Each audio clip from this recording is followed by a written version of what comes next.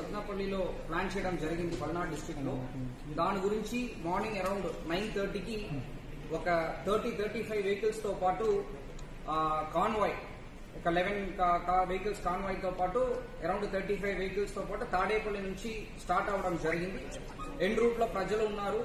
అది కాకుండా వెహికల్స్ కూడా అక్కడక్కడ యాడ్ అయింది.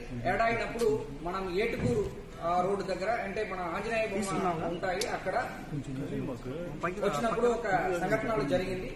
దాంట్లో ఏంటంటే మన చెల్లి సింగయ్య అనే వ్యక్తి లింగలాయపాలెం విలేజ్ నల్లపాడు లిమిట్స్ లో ఉన్న వ్యక్తి యాక్సిడెంట్ లో చనిపోవడం జరిగింది. అక్కడ జరిగినది ఏంటంటే AP 26 CE 0001 అనే టాటా సఫారీ వెహికల్, అది కాన్వాయ్ వాహనం కాదు, ఒక ప్రైవేట్ వెహికల్. దాంట్లో తగిలి కిందకి పడిపోయారు. దానిపైన వెహికల్ షోల్డర్ లో ఎక్కడం జరిగింది. దాని తర్వాత ఆ పర్టికులర్ గా చెల్లి సింగయ్య అనే వ్యక్తిని సైడ్ లో పెట్టడం జరిగింది. ఎవరు కూడా వాళ్ళని మళ్ళీ పట్టించుకోవట్లేదు. తర్వాత మన highway petrol police ASI Rajasekhar అనే వ్యక్తి 108కి కాల్ చేస్తూ వాళ్ళని అంబులెన్స్ లో పెట్టి GGH గుంటూరుకి తరలించడం జరిగింది. తీసుకుని వెళ్ళినప్పుడు వాళ్ళు బ్రాడ్ డెడ్ అని చెప్పడం జరిగింది.